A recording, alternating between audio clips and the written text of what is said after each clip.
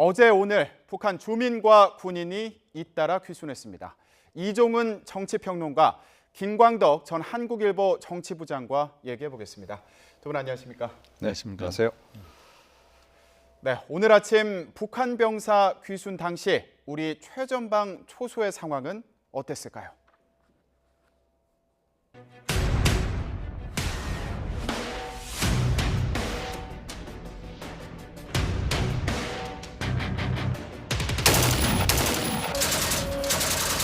우리 군은 귀순자의 신병을 안전하게 확보했으며 귀순 경위와 동기 등에 대해서는 관계기관에서 조사할 예정입니다.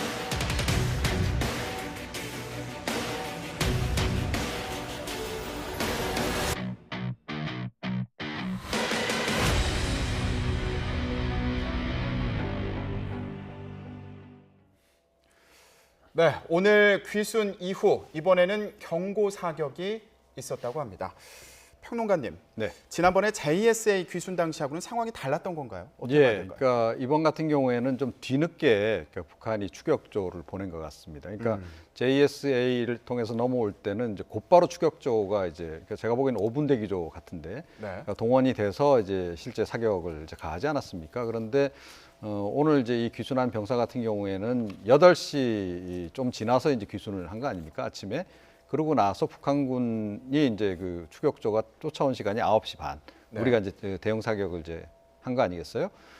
그런 것으로 볼 때, 그러니까 아마 이제 뭐 점호를 하는 과정에서 한 명이 없다는 걸 늦게 알은 것 같고, 그래서 이제 좀 뒤늦게 찾아 나섰던 게 아닌가 이렇게 생각을 하고, 이번에는 어찌됐건 뭐 우리 군이 정상적으로 대응을 제대로 해서 그러니까 지금 뭐 귀순을 좀 잘 유도를 한 네. 그런 그 상황이죠. 네, 저희가 지금 북한 병사의 귀순 관련 내용을 다루고 있는데 잠시 방금 들어온 소식 전해드리겠습니다. 오늘 국민의당에서 바른정당과의 통합을 추진할 것인지 이것을 표결하기 위한 전당원 투표를 실시할 것이냐, 이것을 오늘 당무위원회의를 열고 논의를 했는데 지금 국민의당 당무위에서 전당원 투표를 실시하기로 의결했다는 소식이 방금 전에 들어왔습니다. 저희가 잠시 후에 이 주제를 다룰 예정인데요. 관련해서 자세한 내용 잠시 뒤에 계속 다루도록 하겠습니다. 네, 다시 북한군 병사 귀순 관련 소식을 좀 계속 다뤄보도록 하겠습니다.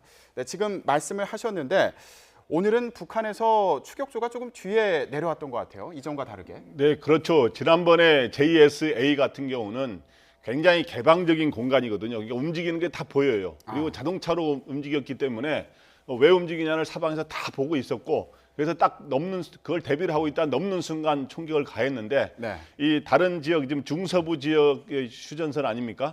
여기에서는 이렇게 개별적으로 내려오면 사실 파악이 어렵습니다. 그렇기 때문에 아마 이제 아까 우리 이 평론가님 말씀한 것처럼 네.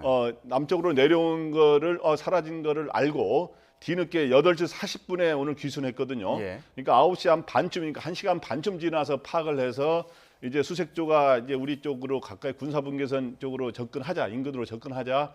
우리 쪽에서 이제 기관총 20발로 경고 사격을 해서 적절하게 대응을 했고, 네.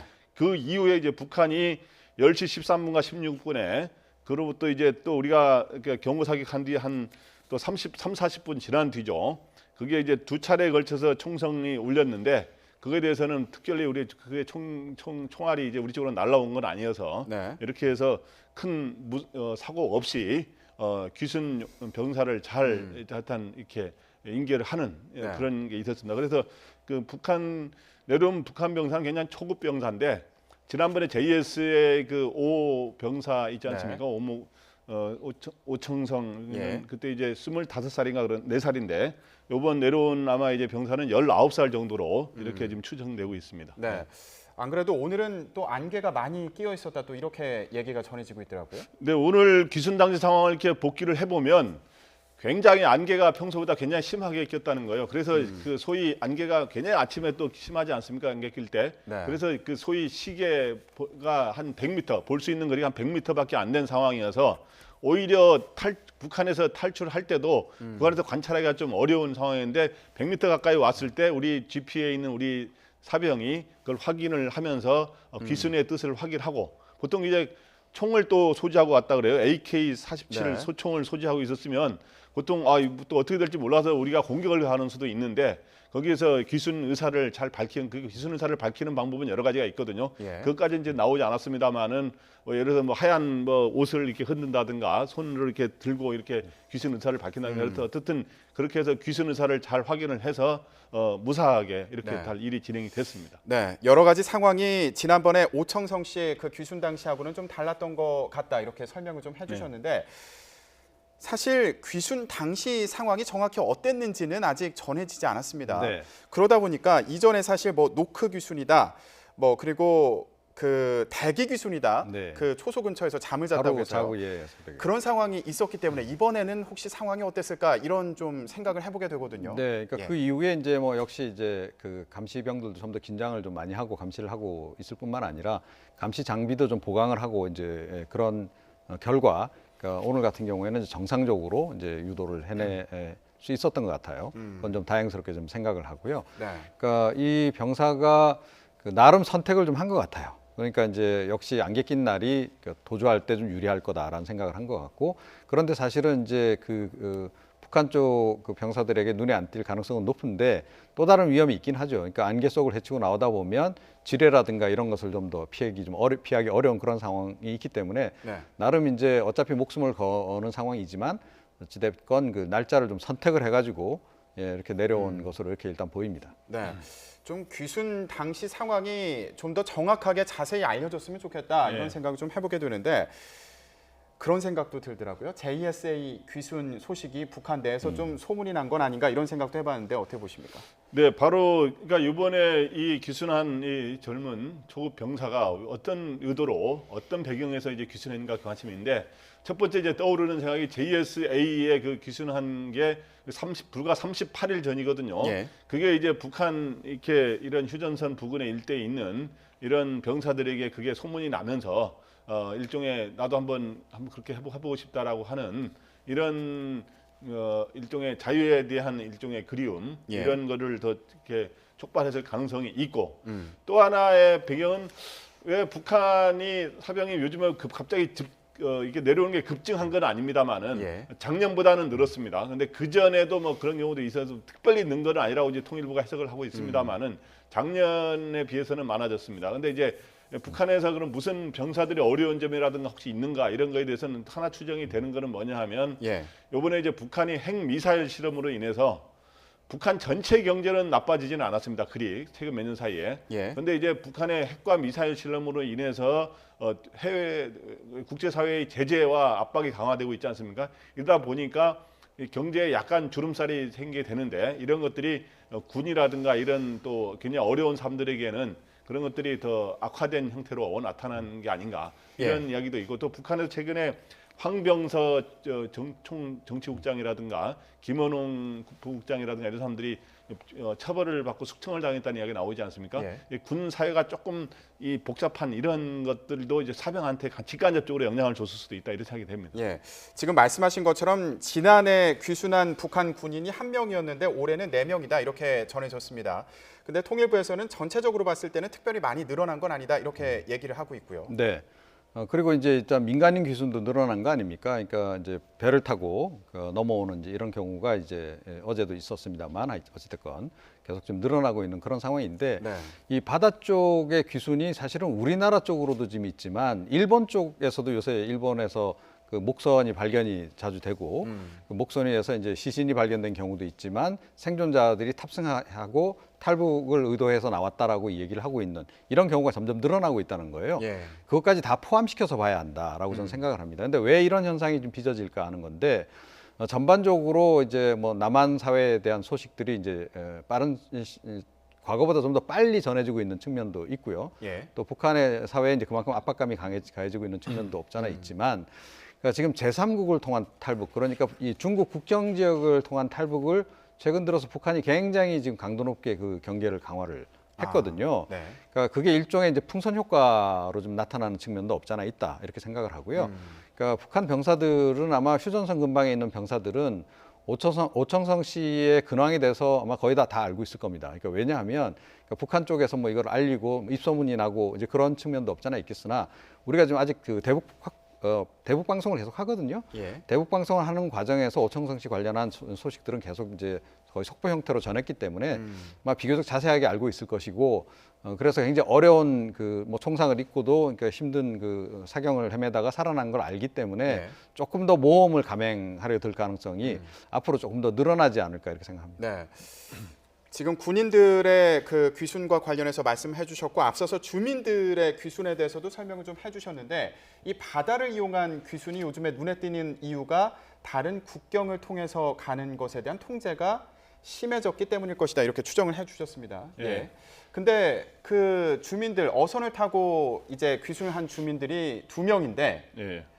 좀 특이점이요. 이 어선이 북한군 소속이다 이런 얘기가 있더라고요. 추정이 그렇게 된다고요. 네, 그렇죠. 이제 어저께 소형 목선을 탄 남성 2명이 이제 동해상으로 기순하지 않았습니까? 네. 근데 이제 굉장히 이 목선이 낡았다 그래요. 낡아서 소위 이제 그거를 끌고 오기가 그래서 아예 파쇄를 했다고 하는데, 네. 근데 이게 이 목선이 결국에는 북한군 소속인 거로 대충 이제 추정이 되고 있습니다. 현재 예. 최종 확인된 건 아닙니다만은 그래서 그러니까 여기에 내려온 남성들도 과연 어떤 사람들인지 이거는 다시 조사를 통해서 과연 민간인인데 과연 군과 어느 정도 연계된 일을 하고 있는 사람들인지 이런 것들을 조사할 필요가 있고 어떻든 지금 현재 이 해상을 통한 지금 현재 일본 이 해상을 하게 되면은 남쪽으로 바로 내려오는 경우도 있지만 일본 쪽으로 가서 남쪽으로 내려오는 이런 경우가 오히려 그게 이제 경계가 좀 덜하기 때문에 그런 것들이 발생하고 있는데 그래서 그렇게 해서 표류하다가 다시 나는 북한 돌아가겠다 하는 경우가 많아서 예. 많이 돌아갔습니다만 그래도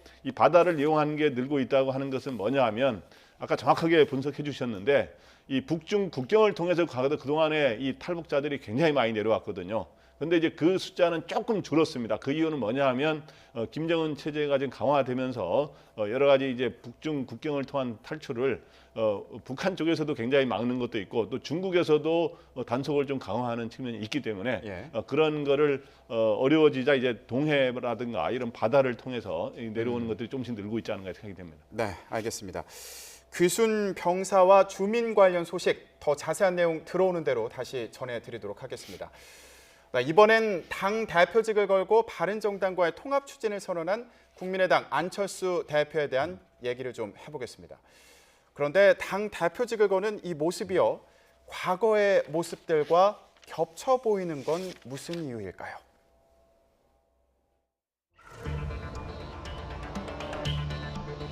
오늘 저는 결연한 각오로 국민의당 당대표 직위와 권한을 모두 걸고 바른정당과의 통합에 대한 전 당원의 의견을 묻고자 합니다.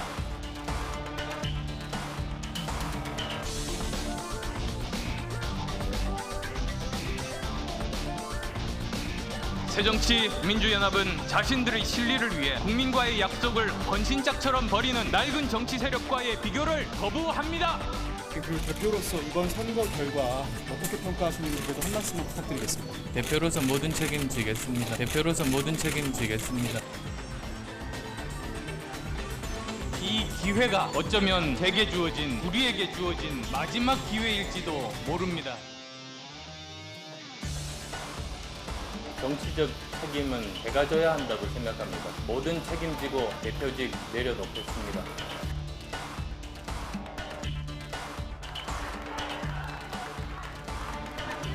보내주신 사랑을 승리하는 국민의당으로 화답하겠습니다.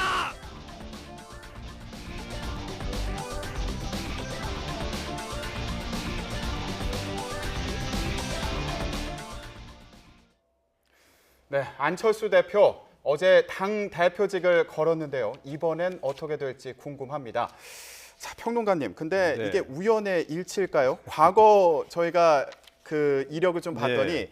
넉 달에 한 번씩 당 대표직을 내려놨습니다. 어떻게 그러게 봐요? 말입니다. 예. 그러니까 저도 조금 전에 이거 보고 깜짝 놀랐어요. 아, 실제로 저랬구나. 그런데 이 역시 대통령에 대한 의지는 굉장히 강한 것 같아요. 끊임없이 계속 도전을 이제 하고 이제 그런 상황인데, 네. 그러니까 이번에 이제 대표 될 때도 사실은 좀 논란이 많지 않았습니까? 그 제보 조작 사건 뭐 관련해서 뭐 사실은 이제 논란이 되면서 예. 그때 이제 뭐 당분간 좀 자숙의 시간을 갖겠다고 했는데 그게 7월 12일 지난해 7월 12일이었던 거로 제가 기억하는데 그러고는 곧바로 이제 이 8월 달에 예. 그러니까 이 도전을 이제 했단 말이죠. 그래서 지난해가 아니고 올해요. 예. 그래서 사실은 이제 그때도 뭐 불과 이 보름 만에 또 이렇게 자숙 시간 끝내고 이렇게 나오는 게 맞느냐라고 이제 얘기를 또 하고 또 논란도 많이 됐었는데 네. 어찌 됐건 뭐 본인이 가야 할 길은 계속 이 길이다 생각하고 이제 끝내 갈 것 같고 예. 그리고 뭐 이번에 이제 통합이 이루어지고 나면 백의종군 뭐 하겠다라고 말씀하셨는데 뭐 딱 뭐 사퇴하겠다 이런 얘기는 안 하셨어요. 근데 아마 그 통합 새로운 신당이 만약에 만들어진다라고 전제한다면 통합 신당에서도 역시 대표직을 지금 계속 고수하실 가능성이 높지 않나 네. 이런 생각이 듭니다. 그래서 어찌됐건 뭐 본인 의지대로 나만의 길을 계속 가겠다. 뭐 일단 그렇게 좀 읽히네요. 네. 부장님, 그러면 이번에도 당 대표직을 걸었는데 이번은 어떻게 될까요? 이번에도 저는 어떤 식으로든 대표직을 그만둘 거라고 봅니다. 왜냐하면 전당원 투표에서 이걸 대표 재신임과 연계하겠다 그랬으니까 예. 전당원 투표에서 지더라도 질 경우는 절 거로 보고 있습니다만은 질 예. 경우에는 대표에서 물러나겠다 그랬고 만약에 이겨가지고 일종의 바른정당과의 통합을 할 경우에는 네. 통합을 할 경우에도 아까 백의종군 하겠다 그랬기 때문에 통합할 경우에는 이제 소위 안철수 당이라고 하는 그런 각인을 시키면서도 본인은 일종의 전선에서 대표직 전선에서 물러나게 되는 결단을 할 가능성이 저는 있다고 봅니다. 네. 그럴 경우에는 누가 과연 그럼 대표를 맡느냐? 그 경우도 이제 뭐 예를 들어서 유승민 대표가 맡느냐? 아니면 최근에 이제 오늘 귀국하게 되는 손학규 고문이 그런 역할들을 대신하느냐 뭐 여러 얘기가 나오고 있는데 예. 저는 어떤 두 가지 방식이 다 그만둘 거라고 보기 때문에 아까 말한 것처럼 안철수 대표의 4개월의 법칙 이게 이번에도 적용되지 않을까. 그러니까 지금 4개월 법칙 아까도 설명했지만 2014년에 새정치민주연합 대표를 했다가 4개월 만에 재보선 차표로 이제 대표직 물러나지 않았습니까? 예. 그다음에 작년에는 국민의당 대표로 취임했다가 리베이트 파문으로 4개월 만에 물러났고요. 이번에 8월에 취임했는데도 4개월 만에 승부수를 걸었는데 어떻든 지든 이기든 다시 물러나는 일이 생기기 때문에 이 4개월의 법칙을 두고 한쪽에서는 마의 4개월이라 그러고 또 한쪽에서는 사직생이다. 4개월 만에 결심해가지고 해서 다시 살아나는 이런 식으로 하는 거다라고 하는 두 갈래 시각이 나오는데 당연히 어떻게 될지는. 근데 저는 이제 네. 이 부분에 이제 차이가 있는 건데 이번에는 무슨 일이 있어도 이제 사퇴하지 않는다라는 거죠. 그러니까 물론 이제 국민의당 이제 대표직은 사퇴를 하겠으나 새롭게 만들어지는 통합신당에서 어떤 일이 있어도 아마 대표직을 맡으려고 할 거다. 예. 그러니까 지금 뭐 어떤 그 한 언론조사 결과는 뭐 통합 그 신당에 그 대표로 누가 적절하냐 하니까 유승민 대표를 꼽은 이제 그게 좀 더 많이 나오는 그런 여론조사 결과가 나오기도 했으나 그럼에도 불구하고 그러니까 이번에는 좀 다를 것이다라고 좀 보고 안 그러면 이번에 이렇게까지 모험을 걸 이유가 없죠. 이렇게 모험을 걸어서 본인이 어떻게 보면 거의 지금 모든 걸 던져서 지금 이제 이 통합을 성사시킨 마당에 그러니까 통합했을 경우에 지분이 사실은 국민의당이 그래도 훨씬 더 많을 수밖에 없잖아요. 자, 더 많은 지분을 가지고 통합을 하면서 대표직을 포기한다? 저는 그런 일은 절대 일어나지 않을 것이다. 이번에는 아마 끝까지 대표직을 무슨 수가 있어도 고수하려 될 가능성이 높다 이렇게 봅니다. 이거 간단히 보완 설명하자면 네. 우리 이종훈 평론가님이 워낙 그 예측을 잘하시기 때문에 저도 가끔 비슷하게 이제 보는데 그 요번 거는 이제 의견이 좀 다르지 않습니까? 그래서 뭐 그건 미래의 일은 다시 봐야겠습니다만은 제가 어저께 취재한 바로는 네. 그 측근한테 물어봤어요. 이제 어떻게 되느냐? 만약에 전당원 투표에서 통합 의견이 많이 나와서 추진할 경우 어떻게 되느냐 할 때 이 통합을 실제로 추진할 경우에는 안 대표는 모든 걸 내려놓을 수 있다고 하는 생각을 갖고 있다.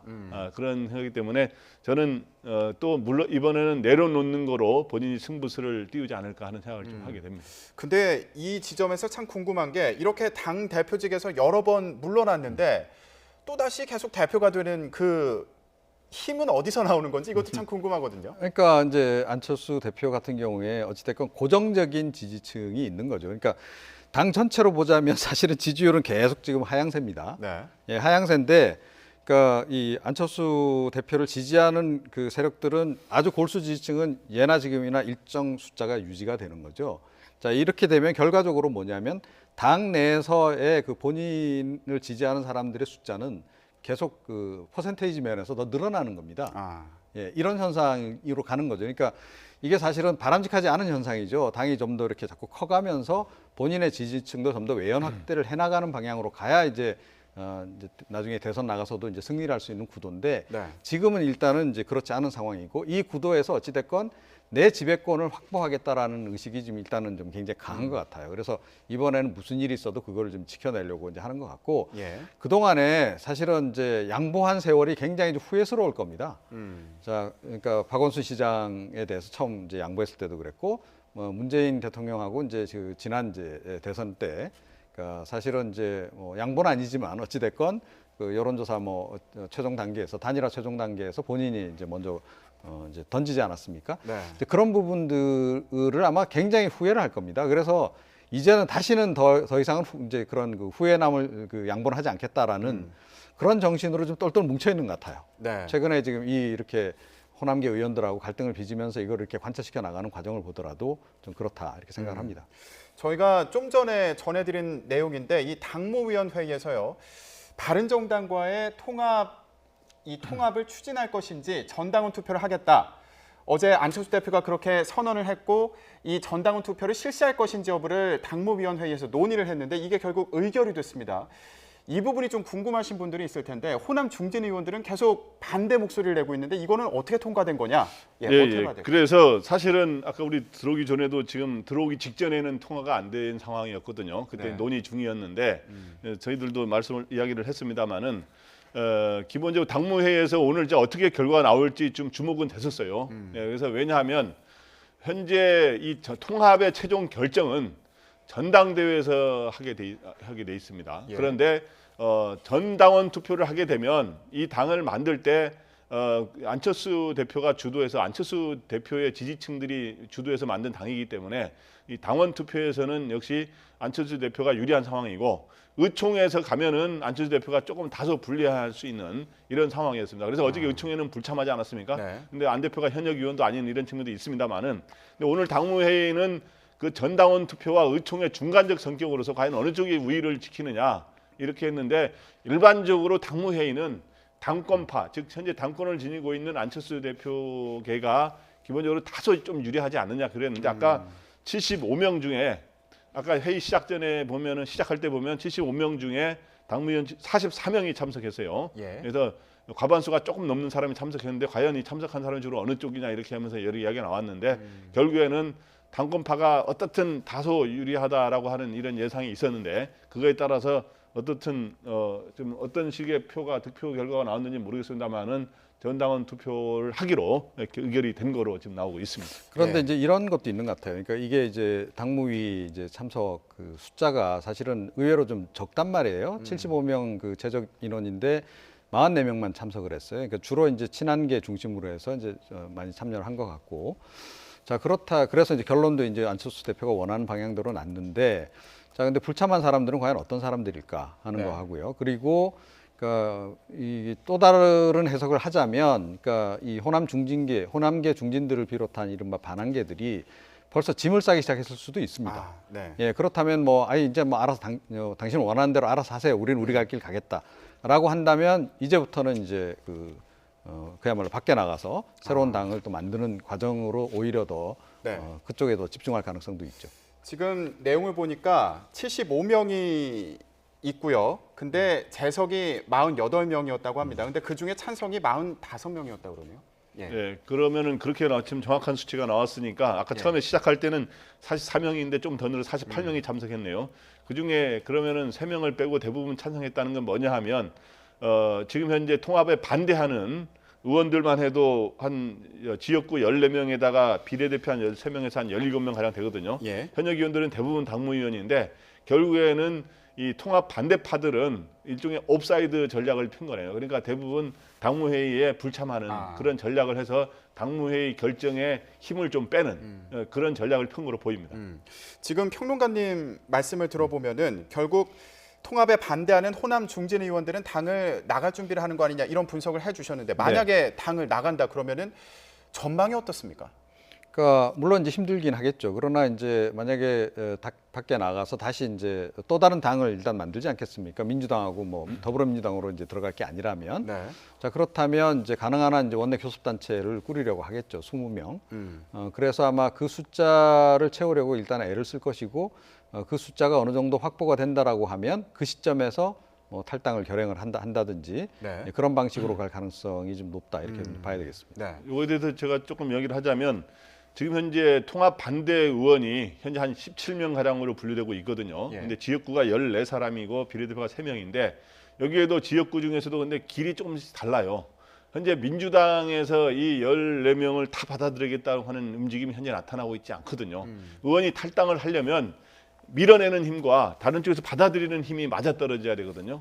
일종의 줄탁 동기라고 하는 식으로 그런 게 양쪽에서 그게 구심력과 원심력이 작용해야 되는데 현재 일부 의원, K모 의원하고 C모 의원 이런 사람들은 민주당에서 받아들이려고 준비하고 있다라고 하는 설이 있는데 민주당에서 다 받아들이는 움직임이 아직 없기 때문에 통합적으로 해서 20명을 이렇게 결합하기는 현재로서는 쉽지는 않은 상황입니다. 네, 알겠습니다. 근데 사실은 호남계 중진들을 중심으로 해서 나가서 이렇게 새로운 정당을 만들었을 때 몸값은 더 올라갑니다.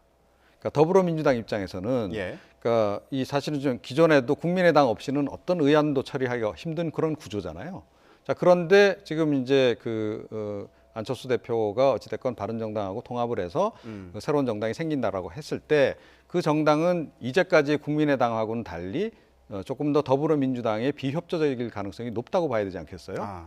자, 그렇게 보면 사실은 호남계 중진들이 만든 이 새로운 신당은 더불어민주당 입장, 여당 입장에서는 더 좀 소중한 그런 그 협치 대상이 이제 되는 거죠. 예. 자, 그렇게 되면 사실은 또 다른 어떤 정치적인 구도, 지형이 만들어질 가능성도 없지 않아 있습니다. 앞으로 정치 지형 어떻게 변화가 생기게 될지 계속 지켜보도록 하겠습니다. 네, 그런데 사실 안철수 대표가 다시 국민의당의 대표로 나서기 전에 자숙의 시간을 갖겠다. 아까 저희가 그런 얘기를 해봤었는데요. 자, 그렇게 자숙의 시간을 갖게 했던 사건이 있습니다. 바로 이 사건입니다. 보고 오시죠.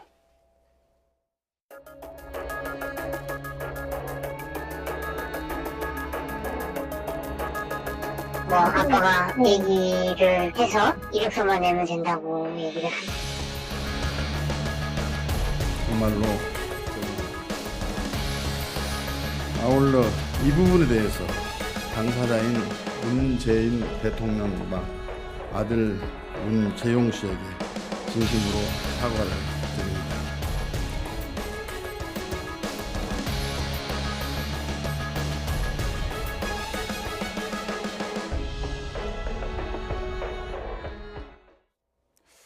네, 문준용 씨 관련 제보 조작 관련자들 1심 판결에서 모두 유죄가 선고가 됐습니다. 예, 어떻게 봐야 될까요? 네, 유죄가 선고가 됐고 그래서 지금 보면은 이유미 씨 같은 경우 네. 징역 1년이고 이준서 전 최고위원은 징역 8개월.